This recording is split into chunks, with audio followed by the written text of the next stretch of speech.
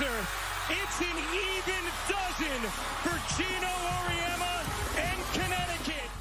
Well, March Madness is in the books. UConn steamrolled South Carolina to win the national championship, and Paige Bueckers got a title, which according to ESPN's logic, gives her a better chance of being named a top 5 all-time women's college player than Caitlyn Clark. I'm still not over that one. Anyway, it was a dominant run by the Huskies. Hats off to them. But let's be real. The moment the final buzzer sounded, no one was talking about the box score. Everyone was watching for one thing: the ratings. Because this was the first women's tournament without Caitlyn Clark. And all season long, one question loomed like a shot clock winding down. Could women's basketball keep surging without its biggest star? We all remember Caitlyn Clark's grand finale, South Carolina versus Iowa in the 2024 national title game. It pulled in a staggering 18.9 million viewers on average and peaked at 24.1 million in the final stretch. An absolutely insane number for any sport, let alone women's college basketball. That wasn't just must-see TV. That was the most watched women's college basketball game of all time. It even outdrew the men's final that year. Caitlyn Clark wasn't just the most popular college player, she was a one-woman ratings machine. So heading into 2025, the haters, the skeptics, the it's more than one player crowd, they were praying this year's numbers could prove them right, that fans would stick around to watch when Caitlyn wasn't around. Well, spoiler alert, they got a double dose of pain. The whole "it's more than Caitlyn" narrative.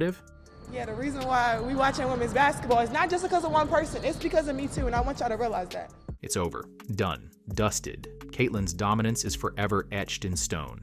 2 key games, this year's Final Four and the championship, delivered the verdict loud and clear. And we're not talking vague comparisons here. These were apples to apples, same teams, same stakes, and the results? Let's just say the Caitlyn Clark effect is even bigger than we thought. But hold up. Before we completely bury the haters, there is a silver lining here. Because what I'm about to show you, it's actually good news for women's hoops. If, and it's a big if, some people can swallow their pride. All right, let's get into the drama. But first, drop a 10 in the comments to congratulate Caitlyn on proving her dominance without even stepping on the court. You'll see why 10 matters in just a minute. Are they going to get the ball up in time? Clark for the win!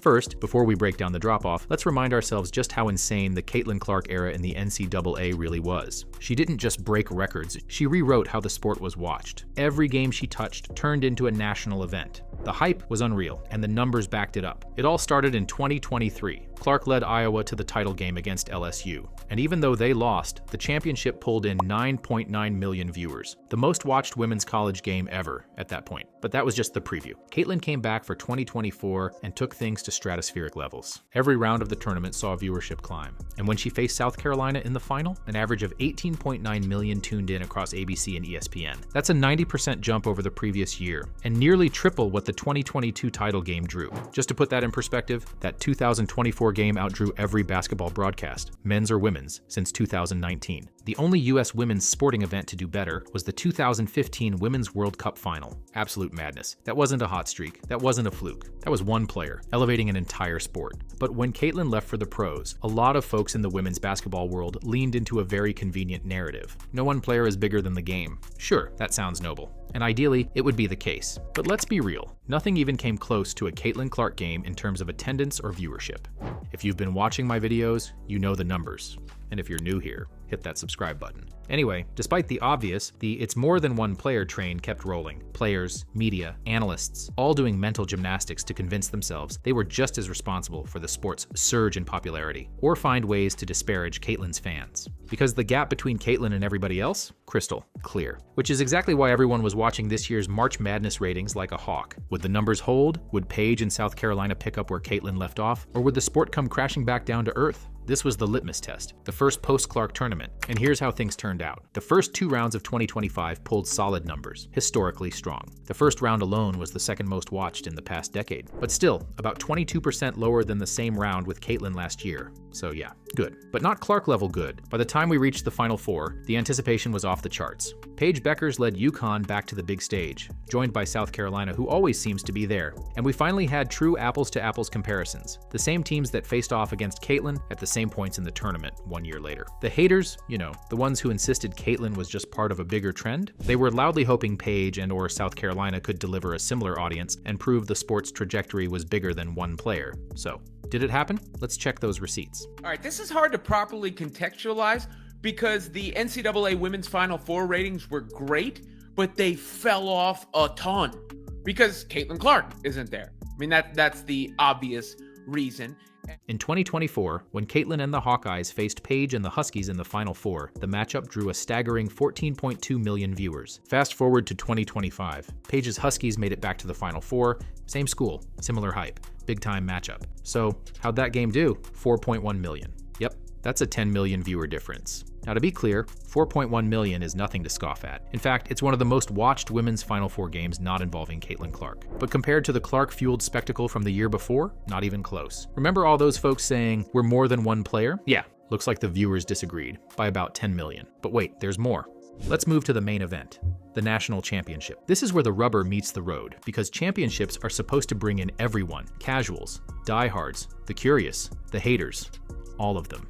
In 2024, Caitlyn's Iowa versus South Carolina matchup pulled in a record-setting 18.9 million average viewers. The year before that, 2023, Caitlyn versus Angel Reese in the LSU-Iowa showdown, 9.9 million. At the time, that was the biggest women's college game ever. So let's be clear. The last two championships with Caitlyn Clark, number 1 and number 2 all time. Now, for 2025, we got the so-called dream matchup without her. UConn versus South Carolina. Two juggernauts, legendary coaches, Paige Bueckers headlining. This was the big test, the one that was supposed to prove the game had evolved past Clark. So, what did the final draw? Haters? Plug your ears and grab your tissues. 8.5 million. Now, don't get it twisted. 8.5 million viewers for a women's title game is nothing to sneeze at. In fact, it's excellent. The third highest championship audience in women's college basketball history. But, and this is a big but, it fell dramatically short of last year's 18.9 million. We're talking 10 million fewer viewers. That's a 55% drop. And unlike in 2024, this year's title game didn't outdraw the men's final or steal headlines across the entire sports world. It was just solid, historically strong, respectable, but not culture-shifting, not earth-shaking, not holy crap. Did you see those numbers? And for the people who spent the past year insisting that 2024's surge was all about the growth of the women's game and not one player, well, 8.5 million had to be a very sobering figure. Heading into the tournament, some analysts were optimistic. They floated numbers, maybe 10, 11, even 12 million if the matchup was right. Maybe we wouldn't match 2024, but we'd come close. We didn't. On social media, you could practically hear the Caitlyn Clark fans celebrating, like the verdict was in and the case was closed. Meanwhile, the skeptics? They were quietly slipping out the back door, because really, how do you spin this? Where more than one player sounds noble, until that one player is gone and you lose more than half your audience. 10 million fewer viewers in the Final Four, 10 million fewer in the championship. Her impact, clear as day. Case closed. But here's the twist. There is a silver lining. Again, there is two ways you can look at these viewership figures. You can look at it one way and saying, yeah, NCAA is, women's basketball is significantly less attractive to viewers at this point in time without Caitlyn Clark. But you can also say it's in a much better position than it was BC. Because Caitlyn Clark didn't just create a one-time spike. She raised the floor. Even without her, the 2025 championship still pulled in the third highest viewership ever. So while 2025 didn't match the insane highs of the Caitlyn era, it still beat out every single tournament that came before she blew the doors open. In other words, Caitlyn left the game better than she found it. She didn't just draw attention, she built a new baseline. And now the entire sport is benefiting from the foundation she laid. Caitlyn didn't exist in a vacuum. Her popularity brought a lot of new fans into the tent. And here's the key. Many of them stuck around even after she moved on. Case in point, the 2025 tournament was the second most consumed on record, with a staggering 8.5 billion minutes watched across all games, second only to, you guessed it, 2024. So again, let's be clear. Take Caitlyn out of the equation, and women's college hoops is still smashing pre-Clark records. Still growing. Still drawing far more attention than it did just a few years ago. In fact, some are calling 2025 the new normal for women's basketball viewership. And they're not wrong. The real story here isn't just that Clark's absence showed her impact, it's that even without her, the sport is in a fantastic place. She raised the ceiling, but she also raised the floor. Women's hoops is thriving. And this is what the jealous WNBA haters still can't seem to grasp, accept, or appreciate. Caitlyn Clark's popularity isn't just about her, it's creating exposure for everyone. Throughout the 2024 WNBA season, the league hit record-breaking viewership and attendance numbers. And now in 2025, 41 of the Indiana Fever's 44 games are being nationally televised or streamed. Let that sink in. That means Caitlyn's opponents get 41 chances to showcase their skills in prime time. That's 41 chances to win over new fans, land endorsement deals, build their brand, just by sharing the court. And if Caitlyn and the Fever go on a deep playoff run, which they totally could, watch out, monster numbers. Playoff viewership records? Gone. I'm talking 10 million or more if they make the finals. Let me know in the comments what you think the ratings would be. And here's where it gets interesting. While the hardcore Kate haters still have no clue what's about to hit them this year, the old guard of women's basketball, they're starting to come around. You could feel the hesitation early on, and who could blame them? These legends had to grind for years, fighting for exposure, fighting for respect. And suddenly this one rookie shows up and gets all the attention? It stung. But as Caitlyn continued to prove herself on the court, and as her impact on the league became undeniably positive, the tone started to shift. I'm not saying there was zero respect before, but now you can feel it. Players are leaning in more than they were a year ago. We've got Caitlyn Clark joining the show. This will be Caitlyn's second time. Yeah. So it'll be nice to have her back as a pro. She was a college kid. She was a college kid. College kid back then. So Not now anymore. we got to get professional. Caitlyn's grown.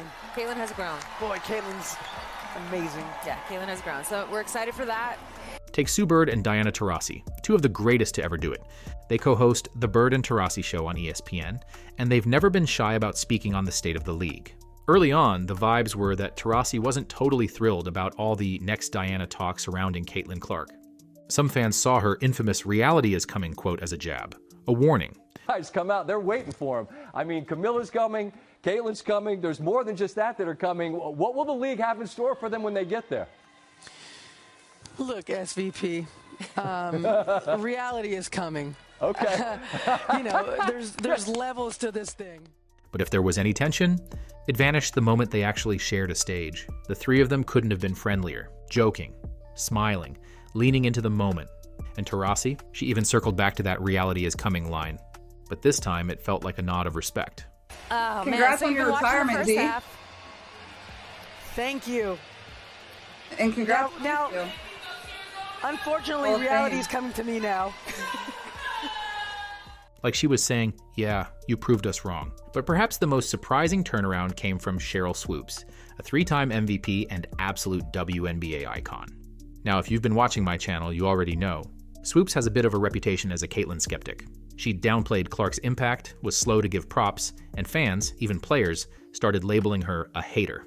But over the past few months, total 180. Swoopes backed Caitlyn's decision to skip the NBA All-Star 3-point contest. With the confidence that I'm No, I respect that. Mm-hmm. Because Sabrina did the opposite, right? Sabrina shot in last year's All-Star game with Steph, but refused to participate in the WNBA 3-point shooting contest. Well, That's a great opportunity for Caitlyn to take advantage of that. Praising her for staying focused on the WNBA. A far cry from the critiques we saw just a year ago. Then came the mic drop. In a late March 2025 interview with ESPNW, Sheryl Swoopes didn't just praise Caitlyn Clark, she gushed about her. The team that I feel made the biggest moves, maybe even the best moves, that would be the Indiana Fever. I think the Indiana Fever went from just being in the playoffs last season to potentially winning a championship. How much stronger Caitlyn got in the offseason. You know she was in the gym working on her game. This Indiana Fever team, they have put the pieces together in this offseason, and I'm excited to see what they're going to do. Swoopes didn't hedge. She said point blank that the Indiana Fever could go from a playoff bubble team to title contenders in year 2 because of Caitlyn. That's high praise. And for longtime fans, it was kind of a Wait, what? Twitter was wild with reactions. Is this AI? Is she okay? Not because it was wrong, but because it was such a massive pivot from her earlier tone. But really, how can these legends not jump on the Kate train? Caitlyn's not a flash in the pan. She's not hype. She's producing. She's elevating the league. And she's shining her spotlight on everyone. And maybe, just maybe, the vets are seeing the big picture now. Because more exposure, more ratings, more fans, more money for the WNBA, past, present, and future. That helps everyone. Even the legends who've already retired. And like it or not, it's Caitlyn who's leading the way. And then there's this. We also saw WNBA veterans literally choosing to team up with Caitlyn. In the 2025 free agency, Indiana suddenly became a hot destination. The Fever signed DeWanna Bonner, a multi-time All-Star and champion, and Natasha Howard, a former Defensive Player of the Year and 3-time WNBA champ. These are vets in their 30s, players who easily could have ring-chased with super teams like the Aces or Lynx or Liberty, but instead, they went to Indiana, a young team, a rebuilding team, a team led by Caitlyn Clark. Why? because they see what's coming. When asked, Bonner said she chose Indiana because the team has the ambition and potential to win. And because playing with someone like Caitlyn Clark was an exciting prospect. Translation? The Fever didn't just land talent, they won free agency. They shored up the roster around their young superstar. And they did it because Caitlyn is already showing she's the kind of player you build around. It's reminiscent of what we see in the NBA. When LeBron or Luka or Steph proves they're that guy, the vets come calling. They want to ride the wave. Now we're seeing that exact same dynamic in the WNBA with Caitlyn Clark. To sum it up, the stars are aligning, literally. And hopefully, that means we've hit a real turning point. Not just in how fans see Caitlyn Clark, but in how the league and the media treat her too. I mean, how can it not be? At this point, it's obvious who's the straw stirring the drink. The post-Caitlyn March Madness ratings just proved it again, in dramatic fashion. A 10 million viewer difference might be the biggest popularity contrast we've ever seen in basketball, college or pro, men or women. And yet, here's the beauty of it. Even without her, the ratings were still top 3 all time. That means she didn't just spike the numbers and bounce. She left the college game better than she found it. So really, it's a win-win, especially if you're a WNBA player. Yes, Caitlyn's going to get 3 to 5 times the ratings you do right now. That's just the reality. But over time, more fans will stick around. More people will watch more than just Caitlyn. And with that comes more eyeballs, more sponsors, more opportunity, and real financial growth. She's not taking attention away. She's creating it for everybody. And all the signs are there that 2025 will be the year it all levels up. With the Fever's revamped roster, you've got to think Caitlyn is about to make even more noise.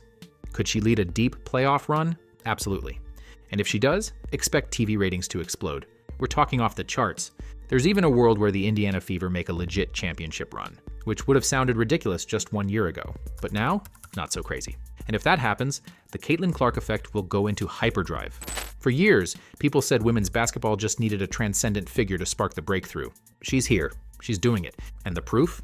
It's in the numbers. 2 games, 2 massive drop-offs, and 1 undeniable conclusion. These 2 games cemented Caitlyn Clark's dominance, without her even being on the court. If you enjoyed this deep dive, don't forget to hit that like button and subscribe for more insights on the game. Thanks for watching.